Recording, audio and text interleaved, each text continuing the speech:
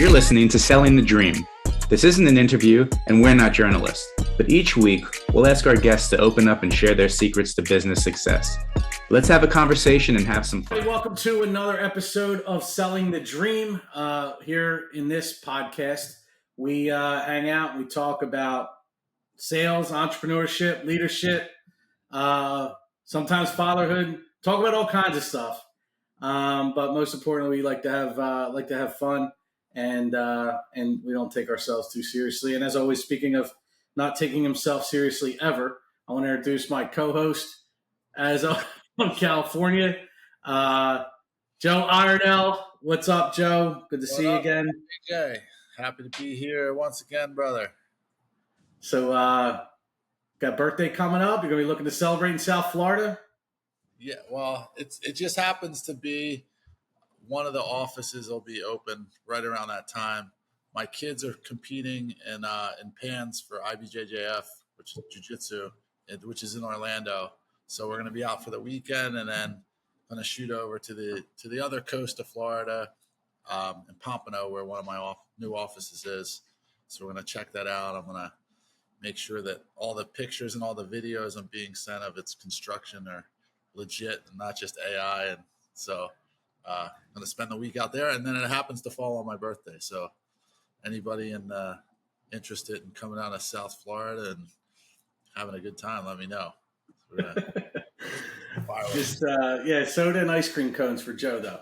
That's it. Yeah, man. I was just in Florida, and bro, it is hot down there, man. It's crazy. It was a Florida hot. Is a different kind of hot, man. It was like 98 at a real feel of 104. Yeah, because hold on, dude. Where you were at, if you're on, you have to literally be like on the beach, and then it's like tolerable because you get this sea breeze, and then the thunderstorm that happens, like pretty much you can set your watch to it about 2:53 every single day, cools it off. But if you go like 5 miles away from the coast, it just turns into like a swamp sauna, wet sauna, dude. So you are not in a good spot, dude. You needed to shoot over to my old stomping grounds in South Beach. Brother. We didn't make it to South Beach. We did get some cool stuff, boat rides on the water and some beach time in, but not South Beach. It would have been. I don't know if I have the energy, the money, or I just don't know if I could survive in South Beach. I don't know. I'm never want to go back there. Well, listen, we got a pretty good show today. I'm super excited to bring in a new friend, Caleb Cobb from Adventures Training. Caleb is an interesting cat, coach, wrestling coach, entrepreneur, and also Joe, I'll have you know, also serves clients through his nonprofit, which I think is in alignment in a lot of ways with Homefront Fighters. So without further ado, Caleb, thanks for joining us today, man. Yeah, honored to be part of it, man. I was excited to get introduced to you guys, and Jay's. I love talking with Jay. I feel like I learn something every 30 seconds, and so he's like, "Hey, I want you to listen to this podcast and send me your guys' show." And he's like, "I'm going to introduce you. Do you want to meet these guys?" And I was like, "Yeah, man, that'd be great." Yeah, so here we are. So thanks for having me. I'm pumped to be. So you're the guy that listened to it. All right, cool. Yeah. Yeah. We're just two dudes hanging out, right? I'm a big podcaster, and I was never a big reader, but with the advent of the audio book, I have probably read more books this year than I did my whole life, just on my commutes and things like that. So I love that, man. So tell us a little bit about your nonprofit and how'd you get started and what's your background there? Yeah. So we started in 2015. And at that time, my dad was working for an orthopedic surgeon. And he's got a crazy story too. He grew up in Oklahoma, played football for the Pittsburgh Steelers for 10 years, coached for 13, and then went back to school and got a master's degree in exercise science. And so he was working with a lot of folks that had, chronic disease and illness and things like that. And so, what happens is, insurance dictates your outpatient PT. And so, he had a lot of clients that, the insurance funding was cut. They still needed a place to receive care. And, there was nowhere for them to go. And my dad wanted to start it, at the office. And so we had a meeting with the owner and the CFO, and they were like, that's a great idea, but that doesn't make any money. And so we both quit our jobs, and I was living in Nebraska at the time selling medical supplies, and moved home into my parents' basement at 27 years old, to run a nonprofit with my parents. And it's been great. It's been, I met my wife, moved out of my parents' basement. So we have a house now. And it's just been a wild journey. But kind of the evolution of this, veterans and first responders were always were something that we were passionate about. We've always offered free services to veterans and first responders. And just as we've grown, we've been able to introduce kind of more offerings and services. And so really our flagship program right now is called Aurelius. And that's the link I sent you guys for the website. And, and so what it is, it's really it's a 12-week whole body health, mind, body, soul wellness program. It's a holistic program where we combine physical training, the physical wellness side. We combine mental health services, counseling, and transcranial magnetic stimulation, as well as like adventures. So, typically every Saturday that I'm in town, we do an adventure day, whether that's hiking, biking, rock climbing, just to get, the clients out together. We do cohorts every 5 weeks. We start a new cohort. And just build that camaraderie and resiliency. And it's been a really cool experience, and something that, I'm proud to be a part of, and enjoy doing it. And I get to work with my family. The dog is here. He's our office dog. He's here every day. So, can't complain. Talk about building a life by design, man. I love that. Tying in, helping people, and doing stuff you love. I mean, it doesn't get any better than that. So tell me about the adventures that you guys do. Yeah. So I think we've just always, my whole family, we've been pretty outdoorsy by nature. We started rock climbing before we knew what we were doing.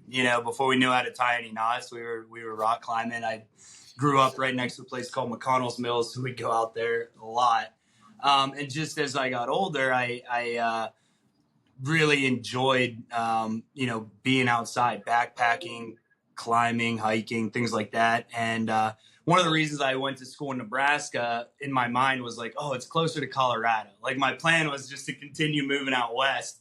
And so about 5 years ago, there's a guy named Kevin Chirilla, and you can Google him later. But I was coaching wrestling at Pine Richland, and the next door, like the school next door, I was the coach there. I was telling him what we do, and he's like, "Oh, my brother went to school with a guy named Kevin Chirilla. Like, I'll try and track down his phone number." So I got his phone number. He's a kind of a world-renowned mountaineer, set multiple world records, most blind climbers to summit Kilimanjaro. He led that trip. Eric Weinmeier was a famous blind mountaineer. Kevin was the base camp manager for that. Wait. What do you mean by blind mountaineer? Like, yeah, man. Can't see, blind? Yeah, further than the eye can see. Check out that documentary. It's on Eric Weinmeier. So climbing Everest. And so Kevin has climbed Everest himself. So, I get this guy's phone number. And it kind of reminds me, was listening to your guys' podcast about like doing the cold call, like the call sales. And so like me and my wife, I'm like, all right, what should I say? Like, because I want to work for this guy. Like, I mean, ideally, like I wanted to start my own guide company. I had no idea how to do that. And so the first call that I had with him, cold called him, and picks up the phone, and I'm like, "Hey, my name's Caleb. I'm from Pittsburgh. I want to do what you're doing. I was wondering if I could pick your brain for a little bit." And then good way to start. Yeah. Just like, and then I was silent.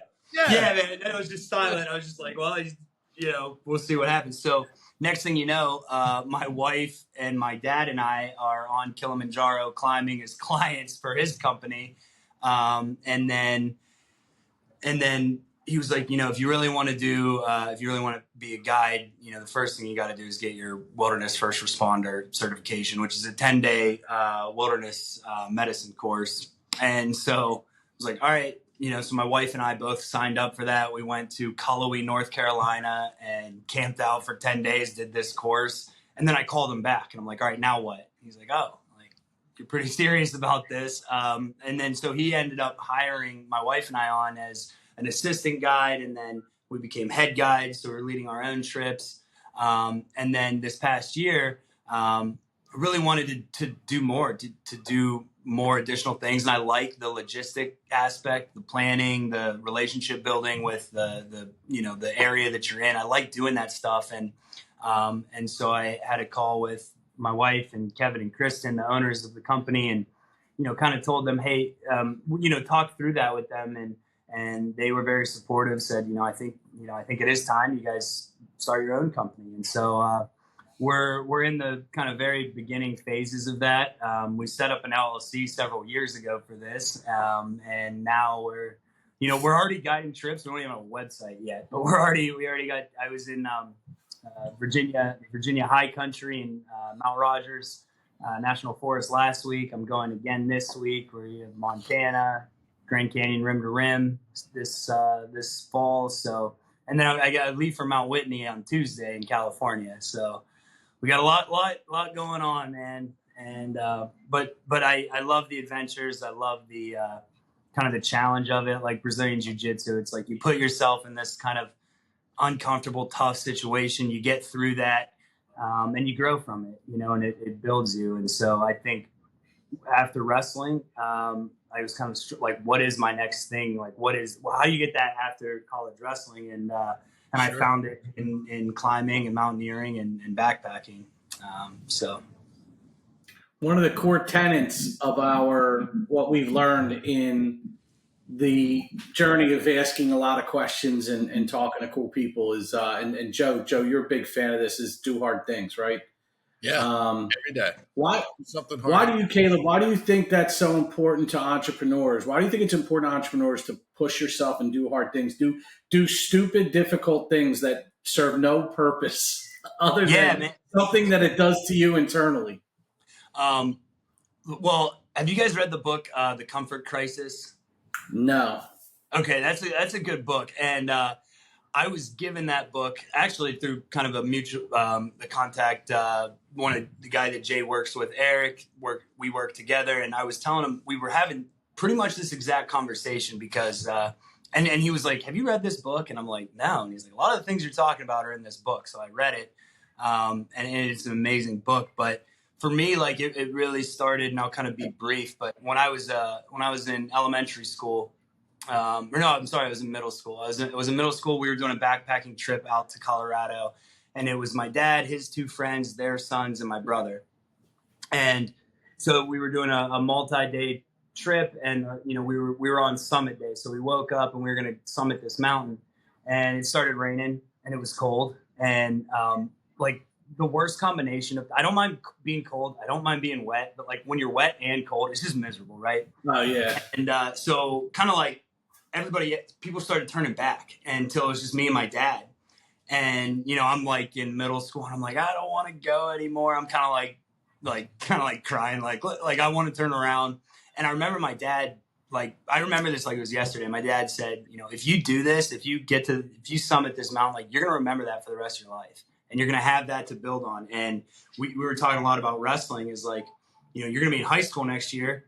You want to be on varsity. Like, it's not easy. Nobody lets you win. Nobody lets you submit them in Brazilian Jiu-Jitsu. You're taking somebody down against their will. Like, doing this, you'll have this for the rest of your life to look back on and build on. And that's just something that I remember clear as day. And so, fast forward, I've been able to have those experiences. And another one, a couple of years ago, we were in Nepal climbing a mountain called Island Peak or MJC.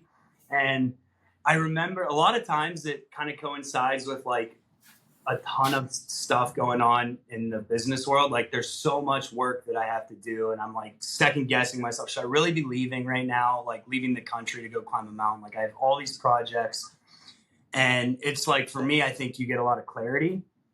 And, I remember like I was going on this route, and there were these women that they're picking up yak pie, yak scat, with their hands, put it in a bag, they dry it out, and they use that to fuel fires and heat their houses. And I'm stressing out about like, something that I didn't think was meaningless until it really puts it in that perspective. But I think really just put, and so that for me is like, that's kind of my why of guiding, is like, I like to share that experience with other people. And, these things change you. And so when we took, the pavement group, the company down the street, we took 10 of their employees rim to rim on the Grand Canyon. I was telling them like, listen, this, like, you're not going to be the same person you were when you go in, or when you come out, as you were when you go in. And, it sounds cliche and all this, but, you get your ass kicked for 24 miles, and it's over 100 degrees in the bottom. It's in the 40s when you start. It just is a really big test. And so, I share that with them is, hey, you do this. This is something you're going to have for the rest of your life. And I believe that. I wholeheartedly believe that it makes us stronger and tougher and more resilient, and, helps us get to the next challenge. So that's really cool. That's really cool. I think that, I love the idea of that thing that you can carry with you forever, to say, this is, this, I did this, and the work that went into it, to nobody could take it away. But the perspective piece, I think that's also important, especially if you get an opportunity to see people who are in a different place than you are, and reprioritize what you consider to be important, or more importantly, what you consider to be a problem, right? Yeah. I think that's a huge part of it, right, Joe? I think that what I've come to understand of these types of things, and it's like, there's so much that goes into it, that number one, if you start to accept the fact that you can quit at something, like you don't want that quit in you. That'll stick with you for everything else, and you just become okay with quitting. And so that drives me, like that fear of like, if I quit at this, then it's going to be easier to quit the next thing. But all the stuff that I found with, some of the things that I do, people are like, why would you do that? Like, it's so unnecessary.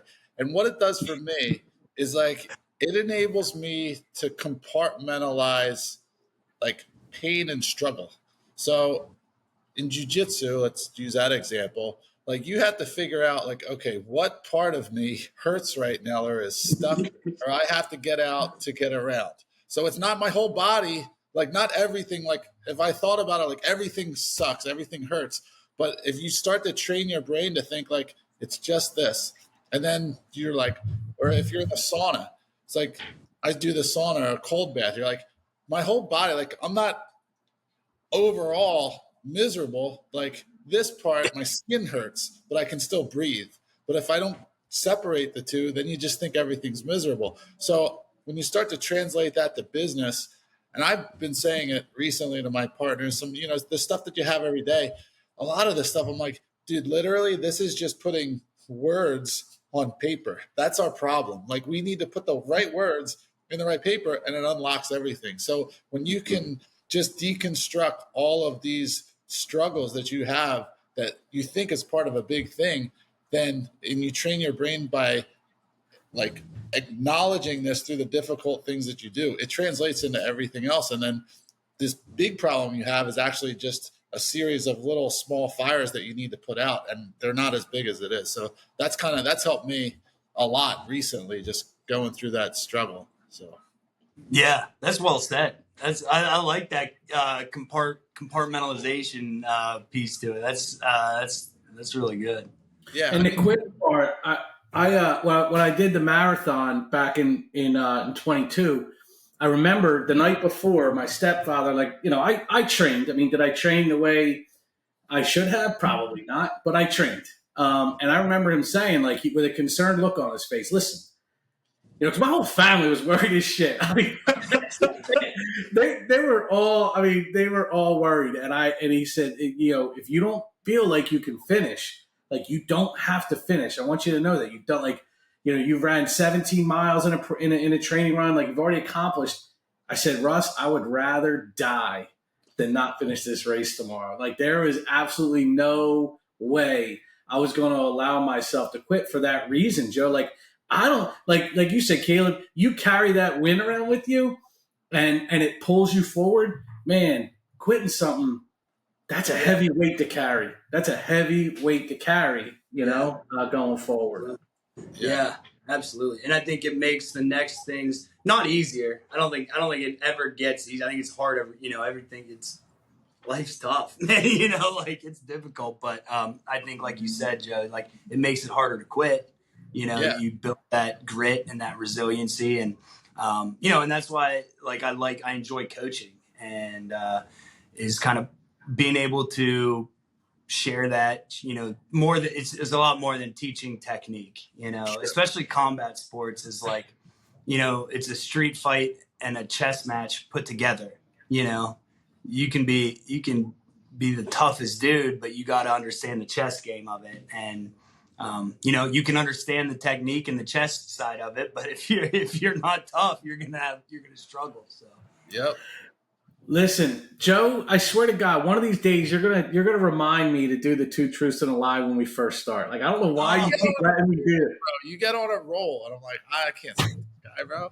You got to stop me next time. All right, so before we segue into the next topic, let's do our 2 truths and a lie. Now we've already, so the whole idea is that our Joe is our human lie detector. So his job is to listen for the clues and try and figure out through the course of the conversation which one's the lie.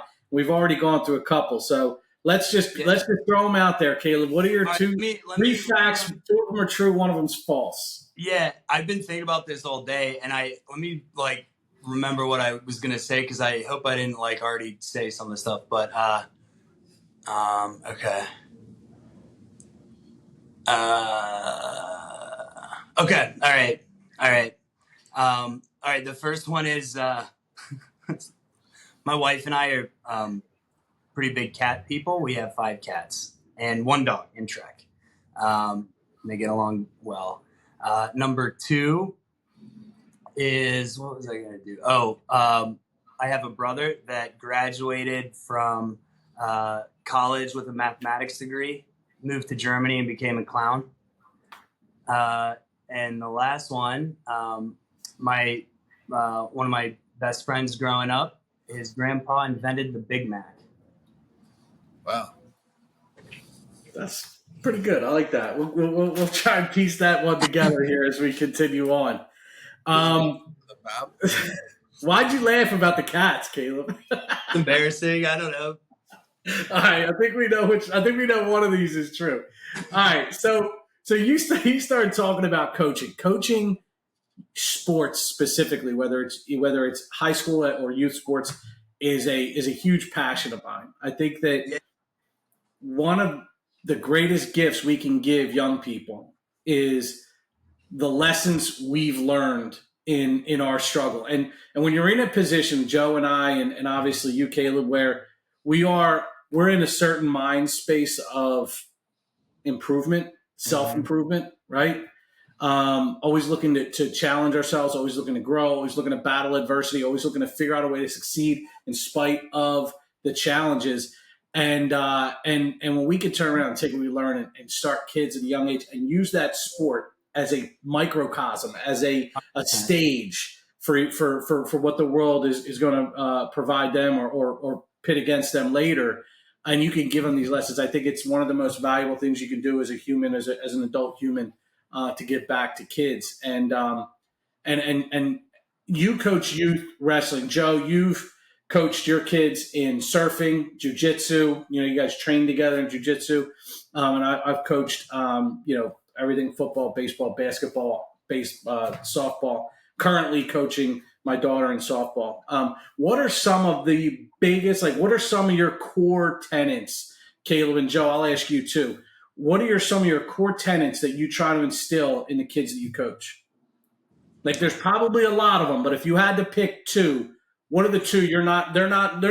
They're not leaving your presence, until they understand these two things. I got one. It's only one.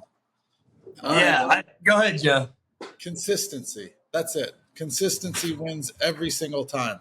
And if it's not, it's not what you do one time, it's what you do over time. And so I explain it to my kids, like, if you were to eat a candy bar one day, you're not going to get fat. And if you were to eat a salad one day, you're not going to get healthy.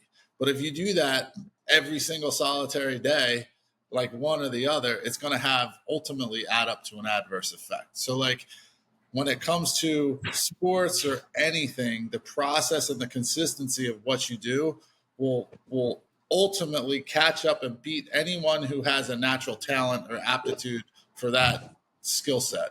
And like that's transferable. The sport doesn't matter. It's completely irrelevant. But if you can have a consistency and you can have the discipline to do things over and over and then perfect them as you go, then like you can be great at anything. And the people who are at the top of their game in any sport or anything else like that, beyond natural ability, they have the most ridiculous disciplined approach to the consistency of how they execute their practice, how they execute games, like everything. It's all very, very consistent. So that's what I tell my kids. Yeah, I love that. Yeah, it's like compounding interest. A little bit, 100%. One extra rep a day. Yep.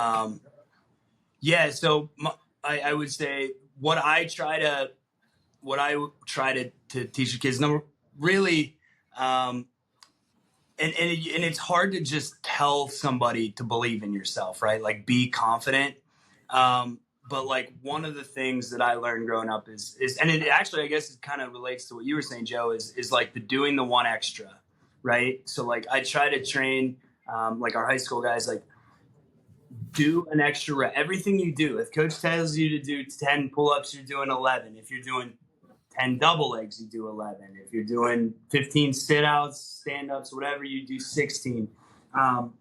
Because I think there's this mental component where you start to believe like, all right, I'm the hardest worker in the room. Like that's what, like when I was training in high school, like in college, like I had to believe that. And you can see it in the kids. Like we had a kid, and his name's Robbie.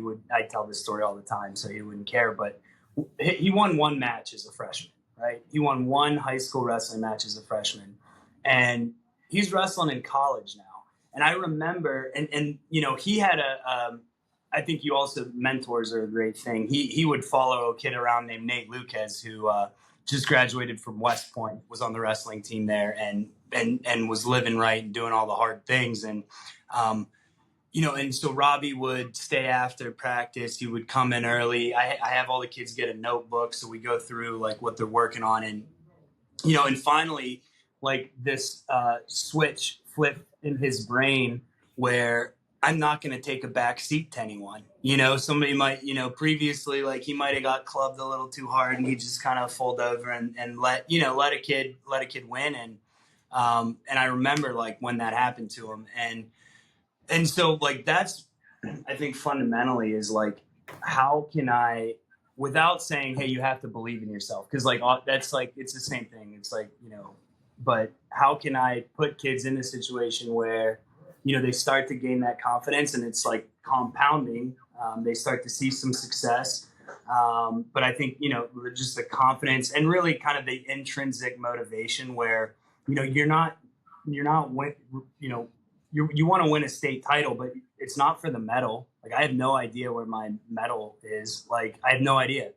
It's that's the goal, and that's what you want to do. And you're motivated because I want to do it, not because my coach is on my rear end yelling at me. So I love that you said, I'm going to give my number one thing, and that is progress towards a meaningful goal.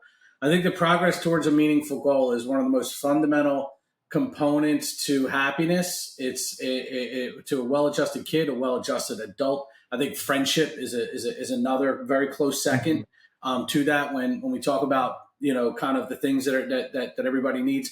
But progress towards a meaningful goal is the one thing I harp on with my kids and with the loan officers that I mentor, with the real estate agents that I talk to, and anyone, is you have to have a goal, and it has to be meaningful. And this kid Robbie, who his meaningful goal, wanting to wrestle in college, like that burned inside of him because it was meaningful. You know what I mean? So many times people put in place an achievable goal. Progress towards an achievable goal, that's not the same thing, right? It's got to be, and I think that's the shortcut that a lot of people take because they want to hit a number and say they did it, right? But it really has to be meaningful. Let's also not just glaze over this. If we're talking about kids in sports, the kids actually have to want to do it. Whereas, correct. Oh yeah, 100%. You put, I would be like shocked if you showed me a field full of kids in a sport that 95% of them weren't there because their dads wanted them to do it or whatever, dude. Like that's the key. So one of the things with success in that realm, that's why I said it's transferable to any sport, is the fact that like you got to find the one that they like. So like with my oldest son, dude, we played every sport under the sun with him, and he just didn't. We like Pop Warner football. He was like, all right, not great, didn't love it, and then we got him into other stuff. Surfing, I would love to if he was good at love surfing. He was decent at it. He didn't love it, and like I couldn't, like it's like trying to put a cat in water, like getting kids to do sports. And then he found water polo. He liked that, but wrestling and jiu-jitsu, man, he just it was like a fish in water, and never have to ask him to go to practice, like everything like that. And it is such a night and day difference when the kid finds something they love. It's no longer like it's not work to them. Like they literally, they get up at 5 o'clock in the morning every morning. They train at 6 o'clock before school. And my rule with them is I'm not going to wake you up. I never wake them up. I said, I'm up anyway. If you're up, I'm going to take you. If you're not, cool. And like they get up every morning without me saying anything, and they're there because they love it. And like that is crucial because you can't force somebody into that because it's cruel. They're kids. Like let them find 100%. I'll tell you one thing. So I was the head high school coach for Pine Richland High School at north of Pittsburgh here for 5 years, and this year I stepped down as the head coach. Our staff all wanted to continue coaching. Basically, we just split up, and I went to the bottom. So I'm a volunteer assistant now, and it was just I was leaving work every day at 3 and then coming back at 6 and catching up on all this stuff. It was a lot. But now I do before school workouts. So we go at 6 a.m., like you were saying, and I love it. It is so much fun for me because you know who comes at 6 a.m.? The kids who want to be there. Yeah. Not the kids that I'm babysitting, not the kids that are made to be there by their parents that I'm babysitting after school. And I don't care if they're good or not. You know, those are the kids that I'm going to coach. Those are the kids. If they win 1 match, 0 matches, or we had a state champion this year, you know, it doesn't matter to me. Like they're bought in. I'm going to go out on a limb for them. I'm going to do what I can because, you know, I had a mentor. I had a coach that did that for me when I was in high school. And I know how much it helped me. So I want to do that kind of for them. So. Yeah. And that's it. Like, so when you talk about it, so you got goal, right? Goal, and then progress towards that meaningful goal, Joe, right? If you're not making progress because you don't enjoy, you're not going to make progress if you don't enjoy it, right? If the activity, if the goal isn't strong enough, but it's also activities, goals plus actions. And I think that as coaches and mentors, you have to give them the space. Like Joe, you don't wake them up, but if they want to go to the gym, they're getting into the gym. Caleb, if they want to be in the gym, you're gonna be the person that creates that space for them to take the actions that are ultimately going to get them the results they're looking for. And I think that, you know, that's another big responsibility of mentors, coaches, you know, that it's not just you have to create that. Sometimes you have to help create that space to let them take that action, right? Yeah, but here's the hack too that like Caleb mentioned, that when you have somebody, a kid who's eager to do it, man, the resources that they get, because other people are psyched, even if they are the worst. Like that's why I said like consistency will beat talent, because every single person starts pulling for that kid. They're like, all right, how can I get this guy better? He's working hard. And it just becomes this like snowball of, pumping this kid up. And then the other kids on the team see it too. It's kind of like Rudy, like you have the worst kid that wants to man.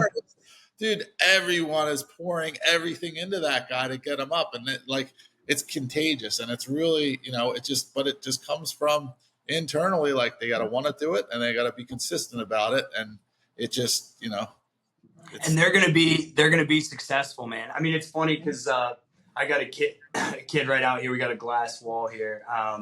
And he is in middle school right now. He's one of the wrestlers at Pine Richland. And he rides his bicycle from his mom's house to our office. And my dad's out training him right now. And it's just like, seeing the kid, like nobody makes him come here. He rides his bicycle. He shows up. My dad trains him for an hour and a half and he comes almost every day. So it's, it's like that. He's going to be okay. Like just hit he wants to be here. Nobody's making him be here. So it's a funny story. So I'm at the game last night. I'm at the Phillies game and we're in this section. There's this 13, 12-year-old kid who wants to get the wave started, right? Now, it's a 3-2 game, and I don't know if you don't follow the Phillies, Caleb, because you're in Pittsburgh, but Ranger Suarez is pitching another gem. He's about to get his 9th win of the season, and it's just phenomenal. And this kid keeps trying to get the wave started. And it got to the point where his enthusiasm at first, it was like, come on, kid, we're trying to watch the game. But he didn't give up, right? So we got some buy-in around him. We're like, all right, let's see if we can get this thing going, right? So we try, nothing happens. We try, nothing happens. We talk to the section next to us. Can you guys help us out here? He's not stopping. Finally, he gets it started. And like the first go round, all of a sudden, and it catches on, right? It catches on over here.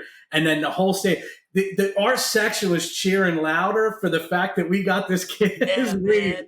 And he didn't give up on it. And people are high-fiving him after he's like walking down the aisles. People are giving him high fives. And it's the same thing, man. Joe, you're right, man. Enthusiasm is contagious, man. People love it. And you might look silly at first. But if you keep at it, people start to look at you like, all right, maybe you're a little bit crazy in a good way. And maybe this is going to work. And maybe you're going to pull it off. And when you do, man, and you got a crowd cheering for you, it's something else. It was the highlight of the night. It was probably one of the best waves. 4 times around the stadium, the upper decks doing it. Like it was all because it was cool, man. It was really, really cool to see that enthusiasm. So that's another lesson. Like I hate to, Joe, I love consistency, but I do believe there are so many lessons and enthusiasm. I think it's an important one too. You got to be, as a coach, you got to be enthusiastic for what you do because your kids are going to feel it. Your people as a leader in your organizations, your employees are going to feel it, right? Yeah, so that enthusiasm piece is key. Enthusiasm and consistency equals authenticity. So if you're just enthusiastic one day, you show up to practice one day a week and you're like, let's go. And the other days you're dogging it. But you're not authentic about it. And you're like, all right, this kid, so it's he's a fraud. Boom. Every day, dude. You got to bring that every single day. And that's where it starts to actually make a difference. Yeah. And it's like I said, it's not what you do one time, it's what you do over time. So that's where Arthur Scott. Yes, sir. Yes, sir. Arthur Scott. We interviewed a guy, Caleb, who was I think I might have told you about this. He was a marathon runner, long distance runner. He did the Philadelphia Marathon 26 times. Wow. I was fortunate enough to run with him in his 26th, my first. Yeah. And it was a great story. But when he came on our podcast, he was one of our very first guests when we started this thing. It was certainly at the time, hands down, one of my favorite guests. He said that, it's not what you do one time, it's what you do over time. And he's accomplished some amazing feats of bicycling or cycling, I guess as they call it, and long distance running. Pretty amazing, all because he just continues to put the work in, and not that he doesn't take a day off, but work. Do hard things, man. That's actually kind of relates. So the name of our Veterans and First Responders program is Aurelius, and the website is Aurelius 520. And so it's after Marcus Aurelius. And I don't know if you ever read his book of meditations, but so in the fifth book, the 20th entry, so Aurelius 520, fifth book, 20th entry, he wrote, "The impediment to action advances action. What stands in the way becomes the way." And can you say that again? Yeah. So the impediment to action advances action. What stands in the way becomes the way. So for us, like all of our clients that are going through this program are dealing with either post-traumatic stress, depression, or anxiety. And most of it is, treatment resistant. So they've been on medication before. It's not helping. And so they're trying kind of an alternate methods of transcranial magnetic stimulation, the physical wellness. And so, kind of our take on that is like everybody has obstacles, right? Everybody's dealing with something, right? You guys will go home. I'm going to go. We all got something else going on. We're probably had a fire to put out today at work, right? And, so we all have these obstacles and the path to growth is essentially facing those obstacles and growing from that. You face it head on and you grow from that. And I'm not like I struggle with it every day, but that stuff fires me up. So I trying to get better with my own life about that stuff. But it's cool. So we're going to jump into the two truths and a lie here in a minute, but give me one more reason why Joe needs to do the North Rim to the South Rim. Oh man, are you thinking about it for real, Joe? I'm thinking about it. And I'm trying to talk him into it. If the dates work out, that's something I could be down with. It's just I got a lot on my plate, and if the dates don't work out, you guys pick some dates, and I'll come out and guide you through it. But I think so. Why I think Rim to Rim is such a special trip is I think it is the hardest one-day trip that we do. That I think anybody with training can do. So you don't need any like technical mountaineering skills. You don't need crampons, ice axe. It's walking. It's 1 foot in front of the other for 24 and a half miles. And when you start, it's sometimes 40 degrees on the North Rim. By the time you get to Phantom Ranch, it's over 100. And it's the epitome of type 2 fun. If you've ever heard about type 2 fun, it's so type 2 fun is essentially like it's miserable when you're doing it. Like you hate it. You have no idea why you signed up. You hate the person that signed you up for this. And then you finish and it generally doesn't set in right away. Sometimes it takes a little bit. And then you're like, you know what? That wasn't so bad. I liked it. Like, we should do something like that again, and so that's where a lot of the clients that we've been able to guide, they're repeat customers on different trips. They get bit by that kind of adventure bug, and so I think Grand Canyon is just a great way to kind of just experience that, really, like test yourself, have that experience that you look back on. 3% of the people that visit the Grand Canyon actually drop below the rim. So to walk from the North Rim to the South Rim, doing that in one day is an amazing challenge. And, I love it. So, yeah, if it's something you're thinking about, I definitely would do it. Even if you don't do it with us, man, it's worth doing it. I think it's awesome, man. I love the idea that so few people have done it. And, of course, it's not climbing Mount Everest, but it is a challenge, and it does require all of the faculties, all the mental fortitude, all the ability to battle adversity, all the conversation you have with yourself that causes you to go forward versus the conversation you have with yourself that causes you to quit. You need to draw on all of that in experiences, and that's what I look forward to, and that's my type 2 fun. I love that kind of stuff where it's like, you really do got to tap into some of your lessons to get through it. So I'm looking forward to it. I hope we can pull it off. Let's go. All right. So let's get into your 2 truths and a lie. All right. So I think you did a pretty good job keeping the information out of the conversation. But we have 3 facts. One, my wife and I have 5 cats. We're embarrassed to say, and a dog. And you name the dog. So Joe, I think that's a dead giveaway. Brother graduated. Not the name of the dog.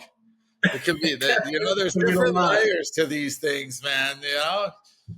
I would, yeah. You guys are. This is good. This is good. I like this. So your brother graduated with a math degree and moved to Germany to be a clown. That's hilarious. And then your buddy's grandfather invented the Big Mac. Joe, have at it, brother. So the whole, I'll just get into it. Anytime somebody's like, yeah, my buddy this or that, like that's never true. So I don't believe that your buddy's grandfather invented the Big Mac.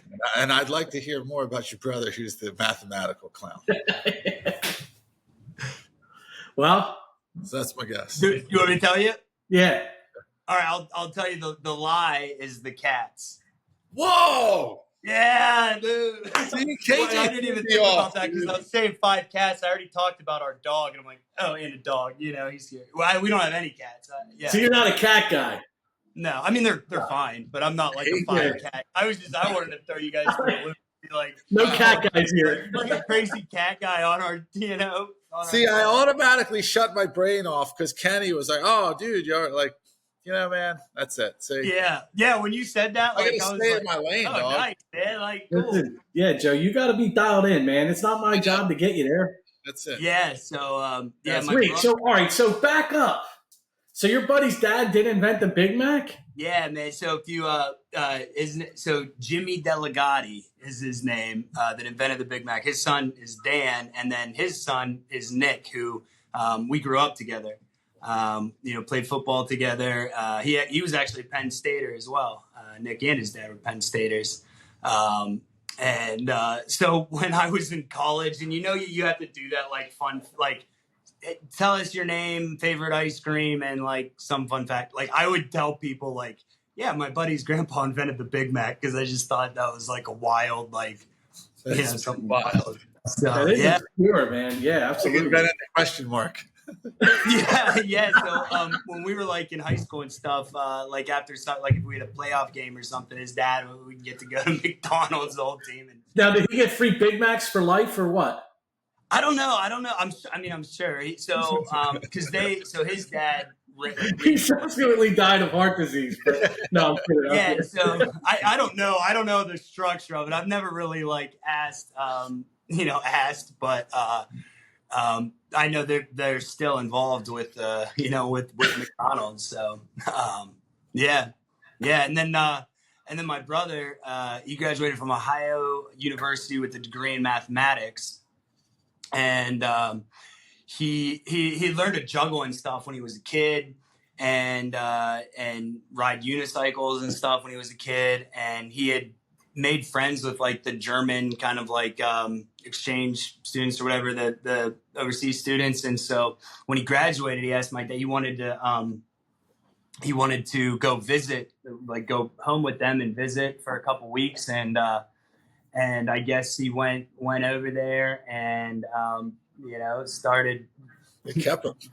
Fell in love with this girl from southern France or whatever. And so he was a street performer. And that's how he would make money. And then he, like, instead of coming home when it got cold, he went back home with this girl, and then went back to Germany, and never moved home. Still lives there. And so he is a paid clown, not just a guy who likes to dress up and go, He- he's a- So he's done a lot of different, like, when he did just street performing Like a for a busker. long time. Well, busker. Yeah, he's a busker. Like he would juggle Spitfire, ride unicycles, do that stuff. And then he's done like the theater performances, but his clown, like his I guess character is Dr. Clue, and he has a little, he's got the nose and all that, and he's kind of got red hair already, so it worked. But then and then he went back to school, and now he's a psychologist. He's got his doctorate in that, and so that's what he's doing now. Which is scary as hell, man. Yeah, dude, I know. I'm not gonna lie, dude. I saw that on paper. I'm like, all right, man. Like, yeah. And if you that could, on a rental application, pass. yeah. And I can't.